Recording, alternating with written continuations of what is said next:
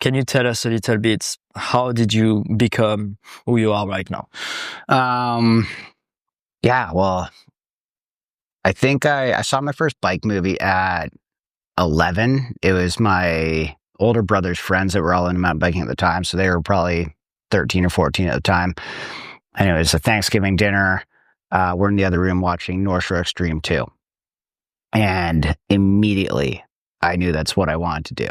Like seeing all the skinnies on the North Shore, stupid drops to flat, like just silly things on old bikes that were just failing left, right, and center. And immediately I was like, that's it. That's what I want to do. It looks just dumb enough to be perfect for me. And got a paper route immediately. Started walking up and down the streets asking homeowners if I could do their gardening, mow their lawns, take out their garbage, anything I could do to make a buck. And, well, not anything. But I figured that wasn't paying the bills. That wasn't getting me enough money. So my parents actually forged my job application at 12 years old to say I was 13 so I could start working at McDonald's. And I took that on, doing the whole, would you like fries with that? Could barely see over the register. Like, are you sure you're 13? I'm like, uh-huh.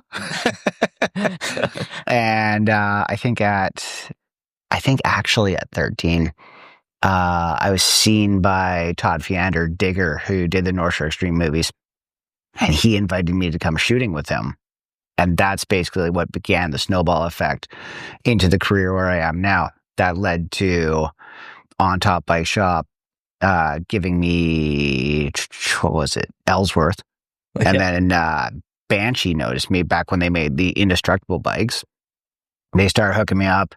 And then Gabe Fox was at Cove Bikes at the time. Yes. He picked me up at, I want to say 15. And then I was with them for some time until we didn't agree anymore. And I went to Rocky Mountain. Wade Simmons and Andreas Hessler actually pushed as hard as they could to get me on the program. And that's when it really kicked off. I was 18 years old, and then I was actually financially set. And I was able to stop making pistas at Presto Cucina in West Vancouver. I think it's 17th and Marine Drive. And still in business?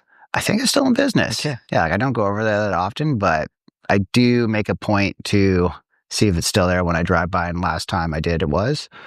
So hopefully they're making it through these hard times. But yeah, that's more or less what kicked it off. It just grew from North Shore Extreme, getting my first cover on Dirt Magazine, signing with Cove Bikes, and then just this whole growth effect to being with Rocky Mountain for 11 years. And I felt like I'd outgrown my rank of seniority there. And the only way to grow was to take a headhunting offer that was extending me from Focus Bikes. And then I saw the opportunity with Orbea making a big push in North America and literally cold called them and was, for short story, I was just like, hey, do you want to work with the Geoff Gullevich? And the North American marketing manager at the time was just like, let me call you back. Called back in 15 minutes. He's just like, what do we need to do? And it was game on from there. It's pretty funny because, like, so just to interrupt you, but you mentioned two people, Todd with the North Shore videos, and I actually had Steve Van Der Hoek on the podcast. He was episode 2 and also mentioned Todd because he also was involved with the videos, then took a different path for his career. And then I had Jesse Melamed, which also went to Rocky Mountain, obviously, but he was also noticed by Andreas and Wade Simmons. So just similar as you. And another thing, like, people think that when you're a professional athlete, like, brands call you all the time. You're like, hey, I want to sponsor you. Yeah.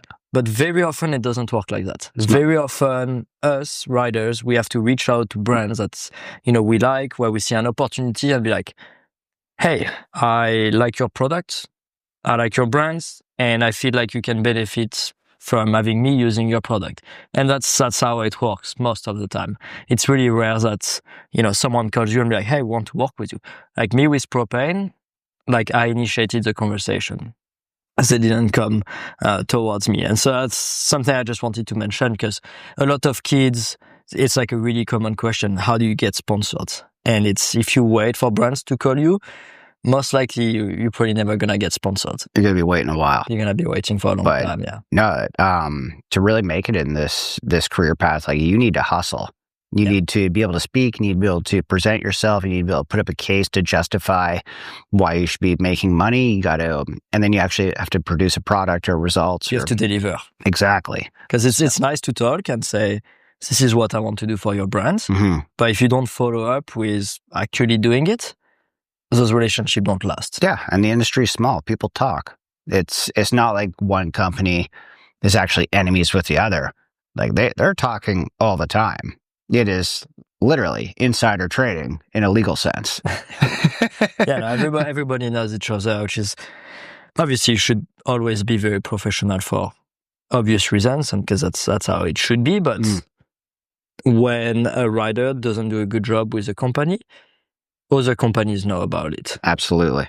And that's one of the tips that I give to people who ask me, like, how do you become a professional rider? I think obviously talent and skills on the bike is very important, but being very professional and being consistent is equally as important, if not more important. Yeah. And I think what every top mountain biker and every top athlete in the sport, what they have in common is like hard work and consistency. Because you can have a couple of really good years, but if you're not consistent, that's going to go downhill at some point. At the first injury, if you haven't been consistent, you haven't been putting the work, brands are not going to be willing to keep investing in you because you haven't been able to show that you are like a safe investment. Absolutely. Yeah. And like, especially in these times too, marketing dollars are disappearing and companies are going with the safe bet right now. So you need to be professional on and off the bike. Totally. So we talked about your start of career. Me, the first time I heard about you was really during those New World Disorder videos. The first one I've watched was actually the fourth, with Darren Berklow doing a 360 on that cliff. I think it was in Kamloops. It was right in the arena there. And that was a cover. And I remember I used to buy that magazine called Big Bike, and every year they had a special edition with a New World Disorder video. And that's the first time, I really saw that. And I think you were on the New World Disorder 6. Yeah. If I'm correct. And then others, but that was your first one. And that would have been when I, really got to know who you were as a rider. That's too funny. Yeah, it's been such a ride. It's so long. How was it filming for those? Because at the time, we were like those videos were coming once a year, basically. Mm-hmm. And that was such a huge deal. Like having a segment was a dream of, any professional biker. And me as a kid, going out in the forest and trying to build jumps, I always had in mind, this could be a jump that maybe could make it into a segment. And, what if I managed to have 10 or 15 different jumps like this I could make? And we used to obviously download the playlists because the music were really rad and stuff. So walk us through how it is to work with that crew and what goes into making a segment. It was amazing. Generally you have a bunch of moves that you built yourself here or there, or you're going to locations where you can build things like the desert. Kamloops is a great option. And you could basically just bring a pick and a shovel and create jumps in the Valley Cliff area. Or, for instance, the Ord Road Gap was already in existence and only a handful of people had done that. And I got to hit that for the New World Disorder movies. But overall, you had all year to build features, get them ready. You could hit them or whatever you wanted. And then the film crew came to town and it was time to send. How long was it? How much time? How many days of filming? You'd probably spend 2 months building, and then they'd come for 3 or 4 days, and you'd spend that entire time polishing everything off. and then they'd roll on to the next rider, and then you'd kind of go to your next area, get features prepped or made, and then they'd link up again and you shoot. You'd probably have 4 good shoot sessions through the year to create an entire segment. Yeah. And yeah, you had all year to do it. There was no short form content at that time. So yeah, no social media. So you are really relying on that for sponsors. Exactly. And it was so cool with print media and everything, because getting a cover, especially on like bike magazines, Freeride, Dirt, Big Bike, like those are like trophies on their own. You didn't need to go to big events if you could be in these films, and that was your project all year. But most of us did ride competitions as well. That was the beginning of slopestyle. So the first one that I went to was the Adidas slopestyle in Austria. Sandbach. That's right. I remember that massive drop. Yeah. Far right of the course. Yeah. I've never been there, but like I've watched so many videos. Exactly. I probably remember the features like just as well as you, even though I haven't been there. Yeah.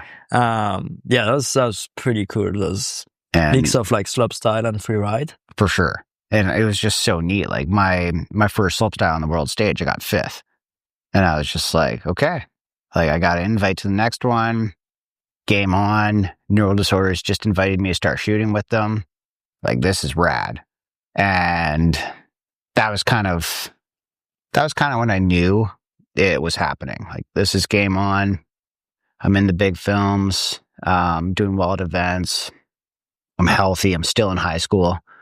And yeah, I had to figure out high school because I started missing a lot of it due to traveling and shooting.